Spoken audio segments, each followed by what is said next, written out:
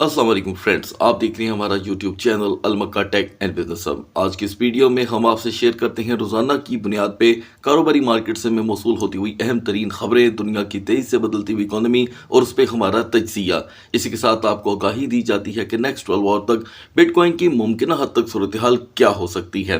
तो दोस्तों, आज है कारोबारी हफ्ते का दूसरा दिन और यहाँ पर हमें ETF का जो वॉल्यूम है, एक तो वो गिरता हुआ दिखाई दे रहा है और दूसरी जानिब टास्क फोर्स से रिलेटेड एक बड़ी खबर जिसका मार्केट के ऊपर बेवजह नेगेटिव इम्पैक्ट देखने को मिल रहा है, लेकिन इसकी वजह बनती चली जा रही है। और अगर ये इसी तरह वजह बनती रही, मार्केट की नेक्स्ट डिप लेवल क्या होगा वो भी मैं आपके साथ शेयर करूंगा। तो दोस्तों, उसके बाद मार्केट का तजिया। ऐसे में आपने क्या करना है, वीडियो को करना है लाइक, चैनल को करना है सब्सक्राइब। अगर आप चाहते हैं कि आने वाले दिनों में आपसे हमारी किसी भी एक वीडियो का नोटिफिकेशन मिस ना हो तो बेल आइकन के बटन के साथ साथ ऑल के बटन को भी क्लिक कर दीजिएगा। तो दोस्तों, यहाँ पर obviously it's very very obvious के कैपिटलाइजेशन में बड़ी कमी हो गई है, इसको डिस्कस करना भी फजूल है। और इससे अच्छी बात यह है कि फिर से एक मर्तबा मार्केट ने उन व्यूवर्स को डिप प्रोवाइड किया जो डिप में बाइंग करना चाहते थे। एनीवे दोस्तों, यहाँ पर डोमिनेंस फिर से स्ट्रॉन्ग होना शुरू हो गया है। BTC डोमिनेंस 60% को क्रॉस कर गया है और आल्ट कॉइन की यहाँ पर जो मेन शामत आई है उसकी वजह डोमिनेंस बन के सामने आ रहा है। इसके बाद आप देख रहे हैं कि कहीं भी अगर आप जाके ब्राउजिंग करते हैं कि ये क्रैश क्यों हमें देखने को मिल रहा है, why crypto market crash today, जहाँ पे भी आप जाकर लिखेंगे आपको वहाँ पर एक ही खबर मिलेगी कि बिग पैनिक, बिग फेयर और बिग पता नहीं क्या क्या, बिग क्रैश वगैरह। लेकिन मैं उस खबर को यहाँ पर आपके लिए तलाश करके लाया हूँ अच्छी स्ट्रगल करने के बाद। इसके अलावा मार्केट में दोस्तों कोई खबर नहीं है, बट मैनिपुलेशन इज़ ऑन। तो लिहाजा सवाल जो दोस्तों आज का है वो भी हमारा कुछ इसी तरह का ही होगा। लेकिन पहले बढ़ते हैं आज की खबर की तरफ। एक तो दोस्तों, मैं आपको पहले ही 13 दिन से बता रहा था कि 95,000 की सपोर्ट के ऊपर नज़र रखें। 95,000 की सपोर्ट ब्रेक होने के सिवा अब हमारे पास रह कुछ नहीं गया। 3 बार ये टूट चुकी है और अंदाज़ा करें मेरा परसों का सवाल भी यही था और हमारी ऑडियंस ने जवाब भी खूब दिया था। और पिछले हफ्ते की हमारी बिटकॉइन से रिलेटेड वीडियो में मैंने आपको बता दिया था कि हमारी 93,000 से 90,000 की फर्स्ट सपोर्ट होगी और दूसरी 85,000 की। खैर, ये सारी डिस्कशन तो BTC की वीडियो के अंदर होगी, यहाँ पर हम अपना टाइम जो है सेव करेंगे। SEC task force continue meeting with the firms over crypto regulations.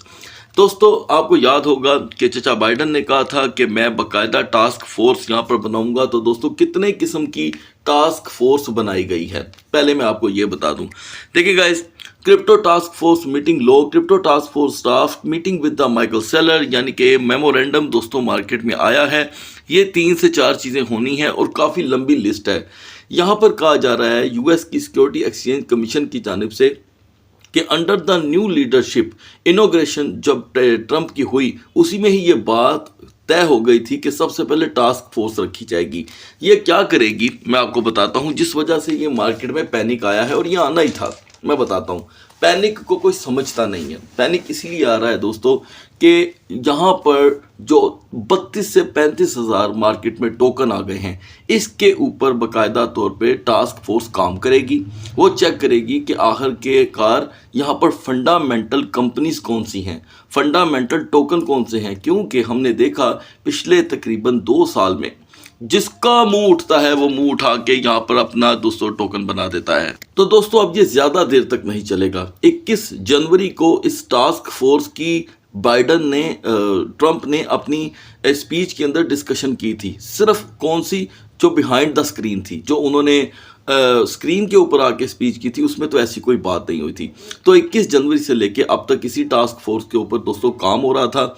याद रखिएगा कि अब इसका इंफ्रास्ट्रक्चर तैयार होने जा रहा है और जो मीटिंग इनकी होगी माइकल सेलर के साथ वो बड़ी अहम होगी। याद रखिएगा, माइकल सेलर से इनकी मीटिंग अगर पॉजिटिव रहती है, ये मेरा ज़ाती नज़रिया है, आप इसे मुकम्मल तौर पे डिनाई भी कर सकते हैं। अगर इनकी माइकल सेलर के साथ अच्छी रह गई मीटिंग तो मार्केट के अंदर एक अच्छी फिजा कायम हो सकती है, इसलिए कि माइकल सेलर ही इस वक्त बिटकॉइन के बेसिकली एक मेन रिप्रेजेंटेटिव बने हुए हैं। ठीक, ऑब्वियसली जब वो इनसे मिलेंगे तो कोई पॉजिटिव बात ही होगी, इसलिए हम इस पॉजिटिव बात की उम्मीद क्यों कर सकते हैं। मैं कैसे कर सकता हूँ कि वो पॉजिटिव ही बात करेंगे, इसलिए कि माइकल सेलर और उनके साथ उनके कई ऐसे पार्टनर जो दुनिया के बहुत अच्छे और बड़े बिजनेसमैन हैं वो उनके साथ खड़े हैं, ठीक है। और वो कैसे इस मार्केट को या इस इंडस्ट्री को गलत कह सकते हैं, खास करके जो अंडर द रेगुलेशन काम नहीं कर रहे।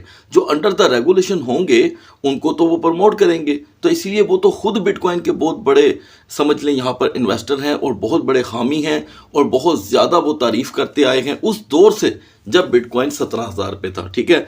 मैं इस चीज़ का दोस्तों खुद हमेशा गवाह रहा हूँ कि जब मार्केट FTX के क्लैप से गुजरी, टेरा लूना के क्लैप से गुजरी, तो माइकल सेलर ही थे या सीजी थे, क्योंकि आजकल आपको पता है वो बाइनांस की बिहाइंड द स्क्रीन जो CEOशिप है वो कर रहे हैं, फ्रंट द स्क्रीन तो आते नहीं हैं वो, ठीक है। अब उनके ट्वीट भी उस तरह नहीं आते जिस तरह आया करते थे। तो याद रखिएगा कि इस मार्केट को अभी ज़रूरत है 3-4 अच्छे ट्वीट्स की, सिर्फ 3-4, जिनमें से एक ट्वीट एलॉन मस्क का भी हो सकता है, माइकल सेलर का भी हो सकता है, ट्रंप का भी हो सकता है।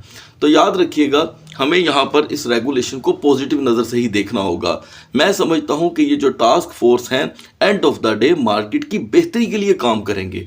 मुझे तो इसके अंदर दोस्तों सिर्फ लोगों के ज़हन का बेवजह का पैनिक दिखाई दे रहा है, ठीक है। लोग बात बात पे पैनिक हो जाते हैं, तो ऐसा मुझे लग रहा है दोस्तों। बाकी अब चलते हैं मार्केट की तरफ। तो गाइस, जैसे कि मैंने मिडनाइट की वीडियो में आपको बता दिया था कि ये बहुत ही ज़्यादा क्रिटिकल वीक होगा, उसकी एक एग्जांपल आप देख चुके हैं। मैं उम्मीद करता हूं कि हमारे वो तमाम दोस्त जो हमारी बिटकॉइन की वीडियो देखते हैं वीकली, उनको भी फ़ायदा होगा, और जो हमारे डिस्कॉर्ड ग्रुप के मेंबर्स हैं उनको भी मैं यहाँ पर एक एक पल की जो है अपडेट फराहम कर रहा हूँ, ठीक है जी। हमारी पूरी टीम उनको यहाँ पर एक एक सेकेंड की अपडेट यहाँ पर फराहम करती है। तो गैस यहाँ पर मैं देख रहा हूँ कि हमारे पास जो XRP की बाइंग मौजूद थी 2.45 की, वो यहाँ पर इस वक्त एक डिप में आई है। अच्छा, एक चीज़ अपने ध्यान में रखिएगा कि बिटकॉइन और इथेरियम का आज का तजिया बड़ा अहम है, उसे मैं लास्ट में डिस्कस करूँगा। और अभी जो मैं टोकन डिस्कस करने वाला हूँ वो सिर्फ और सिर्फ फंडामेंटल स्ट्रॉन्ग होंगे, और मैं मुखातिब करूँगा यहाँ पर ज़्यादातर स्पोर्ट ट्रेडर्स को आज के दिन। दोस्तों यहाँ पर 2.45 की जो हमारे पास बाइंग है हमें दूसरा मौका देती है XRP में $2 का, तो हम यहाँ पे अपने आप को $2 में टारगेट करेंगे, ठीक है, ताकि हमारी यहाँ पर DCA जो है वो एक अच्छे लेवल का हो। दोस्तों मिडनाइट का हमारा आपसे किया हुआ सवाल था कि आपने क्रैश मार्केट में क्या सीखा है, तो मैं कहता हूं कि कमाल हमारी ऑडियंस ने जवाब दिया है। एक भी ऐसा जवाब नहीं था जो समझ से बाहर हो कि जी हमेशा आपने ये सोचा है कि स्टॉप लॉस सोच समझ के लगाना चाहिए, या फ्यूचर ट्रेडर्स ने कहा, स्पोर्ट ट्रेडर ने कहा कि हमेशा डिप का इंतज़ार करना चाहिए ताकि डिप आए तो हम बाय करें, और बहुत बड़ी कम्युनिटी ने कहा कि हमसे गलती हो गई, हमने अपने फंड्स को नॉर्मल मार्केट में यूटिलाइज़ कर लिया। तकरीबन 55% व्यूवर ऐसे थे जिन्होंने कहा कि हमने नॉर्मल मार्केट में अपने फंड को यूटिलाइज़ करके गलती की, हम अगर DCA करते, डॉलर कॉस्ट एवरेज के साथ चलते, तो हम यकीनन एक अच्छे प्रॉफिट में होते, लेकिन आइंदा हम डिप का वेट करेंगे। ये बहुत ज़बरदस्त दोस्तों आपकी स्ट्रेटजी है, और उनका यही कहना था कि buy in the dip is the best policy in the world. तो खैर दोस्तों, अब अगला सवाल फिलहाल आगे चल करके मैं आपके साथ शेयर कर आपसे पूछूंगा। नाउ BNB की हमारी सपोर्ट थी दोस्तों 618 की और रेजिस्टेंस 637 की। यहाँ पर BNB ने हमें जब 617 का लो दिया तो उसके बाद BNB ने सिर्फ 10 मिनट के लिए एक अप मोमेंटम पकड़ा, और वो था 622 का। तकरीबन आपको $4 की ट्रेड देखने को मिली होगी। उसके बाद BNB नहीं संभला दोस्तों। BNB ने यहाँ पर डिप दी है हमें 586 की। लिहाजा नेक्स्ट 12 आवर के लिए यहाँ पर BNB की जो डू एंड डाई की सिचुएशन है दोस्तों वो $600 के साथ जुड़ी हुई है। ये यहाँ पर अब की बार अगर 600 को ब्रेक करता है तो आप आसानी से $5 से $9 का इसके प्राइस में लो देख सकते हैं, और मैक्स रिकवरी आज के दिन की 616 तक की रहेगी। अब आते हैं दोस्तों सोलाना पे। सोलाना की हमारी सपोर्ट थी 146 की और रेजिस्टेंस 157। आपको बता दिया गया था कि 150 यहाँ पर ब्रेक होता है तो हम बड़ा डिप देख सकते हैं दोस्तों। वो बड़ा डिप आपने 133 का देखा है, रिकवरी है यहाँ पर 139 की, और अभी भी सोलाना की पोजीशन जो है वो मुसलसल वीक हो रही है। नेक्स्ट 12 आवर के लिए यहाँ पर सोलाना को 100% 142.50 रेजिस्टेंस देनी होगी। अगर ये 142.50 की रेजिस्टेंस नहीं देता तो आप दोबारा से 135 से 133 का इसमें डिप देख सकते हैं। Now guys, dose coin dose coin की मिडनाइट की जो पोजीशन थी वो हमने यहाँ पर आपके साथ जो शॉर्ट के एतबार से शेयर की, उसमें हम 100% कामयाब हुए हैं। डोज मुसलसल टूट रहा है। अब यहाँ पर हम इसे अगर यूज़ करेंगे तो स्पोर्ट में करेंगे, ठीक है। स्पोर्ट के लिए मैं देख रहा हूँ कि पॉइंट 2020 इसकी एक अच्छी सपोर्ट है, और उसके बाद अगर स्पोर्ट में ही रहते हुए हम इसे एग्जिट करते हैं तो पॉइंट 2090 एक बेस्ट टारगेट रहेगा। चेन लिंक के लिए जो हमें नीड रेजिस्टेंस थी दोस्तों वो थी 16.30 की, ये उसे बिल्कुल भी सपोर्ट नहीं कर सका, और आपको बताया था कि आप 15.70 का लो देखेंगे मिनिमम। गाइस यहाँ पर बात 15 क्या, जो हमने लो देखा वो $14 का है, तो इसमें भी हमें कामयाबी रही। अभी चेन लिंक की रेजिस्टेंस जो है वो 15.10 से 15.20 की रिक्वायरमेंट है। हम इस पे वापस नहीं आते तो हम 14.50 का दोबारा लो देखेंगे। सुई की हमारी जो सर्वाइवल मोड की रेजिस्टेंस थी दोस्तों, और सपोर्ट थी, वो थी $3 की, इसने इसे ब्रेक कर दिया।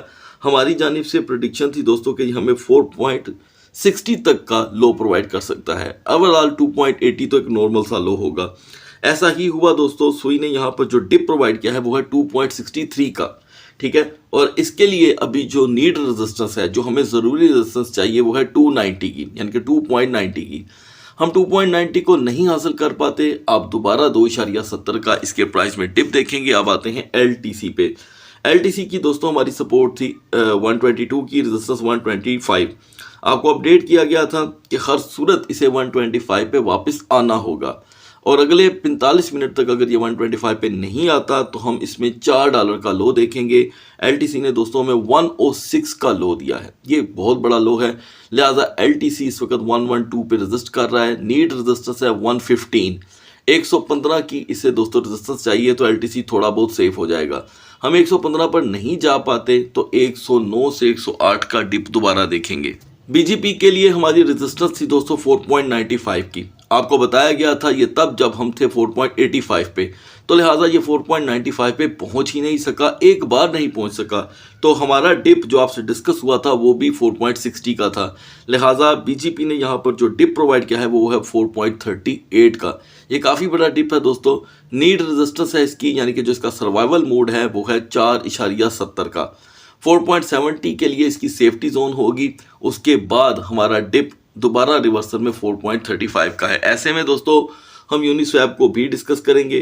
8.40 इसकी नीड रेजिस्टेंस थी, जो हमें बिल्कुल नहीं मिली। इस दरमियान यूनिस्वैप ने हमें जस्ट 8.38 का हाई दिया, और उसके बाद से लेके अब तक $1 का डिप दे चुका है। अभी यूनिस्वैप के लिए हर सूरत 7.95 इसकी सेफ जोन है। कोई भी टोकन इस वक्त मार्केट में अपनी सेफ जोन में वापस नहीं आता तो आपको दोबारा एक डिप देगा, और इसका नेक्स्ट डिप 7.55 तक का हो सकता है। एप्टस भी दोस्तों अपना सर्वाइवल मोड यहाँ पर जो कि है यकीनी नहीं बना सका, और इसने हमें 5.05 का लो दिया है। हमारी जानिब से दोस्तों 20 सेंट के लो की प्रेडिक्शन थी, लिहाजा इसने यहाँ पर तकरीबन 65 सेंट का लो दिया है। स्टिल नेक्स्ट 12 और के लिए यहाँ पर एप्टस को हर सूरत 5.50 प्लस रहना होगा। हम अगर 5.50 प्लस नहीं रहते तो एप्टस आपको दोबारा 15 सेंट का यहाँ पर लो प्रोवाइड करेगा। अब बढ़ते हैं BTC और इथेरियम के कैंडल चार्ट की तरफ। तो दोस्तों इससे पहले कि हम यहाँ पर बिटकॉइन के जो प्राइस एनालिसिस हैं वो स्टार्ट करें, मैं आपसे सवाल आज का शेयर करना चाहता हूँ कि क्या ये परमानेंट क्रैश है जो आप देख रहे हैं या मैनिपुलेशन। आपने ज़रूर जवाब देना है। याद रखिएगा, आपके जवाब से दूसरे दोस्तों को हेल्प मिलेगी, और अभी तक हमारी कम्युनिटी का 60% से 80% तक का जो रिप्लाई है वो बहुत ही ज़बरदस्त लेजिट है। यानी कि हम ये नहीं कह सकते कि हमारी कम्युनिटी कोई बेवकूफ़ और अनपढ़ है। तो मैं अपनी कम्युनिटी को बहुत ज़्यादा सराहता हूँ, यहाँ पर सैल्यूट भी करता हूँ कि आपने अभी तक कोई भी ऐसी प्रेडिक्शन नहीं की जो मार्केट के मिजाज के ख़िलाफ़ हो। पूरी मार्केट के बिल्कुल साथ चल रही है आपकी प्रेडिक्शन। तो दोस्तों इस क्वेश्चन को आपने ज़रूर स्टडी करना है। क्वेश्चन मैंने स्क्रीन पे चला दिया है।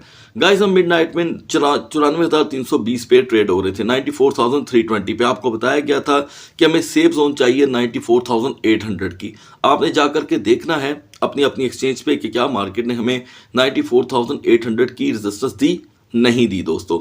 और फिर आपको बताया गया कि 93,300 तक का हम लो देखेंगे अगर हमें मार्केट ने 94,300 से ही दिन का आगाज़ दिया। तो गाइस हमने तो अपना डिप देखा ही देखा है, क्योंकि मैं हमेशा एक कंट्रोल डिप आपके साथ शेयर करता हूं। यहां पर मार्केट ने टोटल क्रैश जो हमें प्रोवाइड कर दिया है वो तकरीबन $6000 का था, जिसमें से 1500 की रिकवरी हुई है। तो दोस्तों आज की फुल डे कैंडल बेरिश है, ठीक है, और ये बढ़ती चली जा रही है। बिहाइंड द स्क्रीन यहाँ पर एक सपोर्ट बनी है 89,500 पे। हम इसके ऊपर बिल्कुल भी यकीन नहीं कर सकते। मैंने कल भी आपको बताया था कि जब तक 95,000 पे 48 घंटे की सपोर्ट नहीं बनेगी हम 95 पे भी बिलीव नहीं करेंगे। अभी यहाँ पर क्या सूरत हाल है दोस्तों, सेफ जोन में आपके साथ शेयर करूंगा जिस तरह मैंने अदर टोकन की आपके साथ की है। तो दोस्तों BTC की सेफ जोन होगी 92,690, 92,690 ये इसकी सेफ जोन होगी जो इसे मजीद क्रैश से बचा लेगी।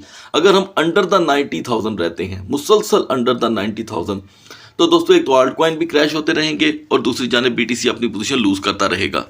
और 88,800 88,500 का दोबारा डिप देखना एक नॉर्मल सी बात होगी।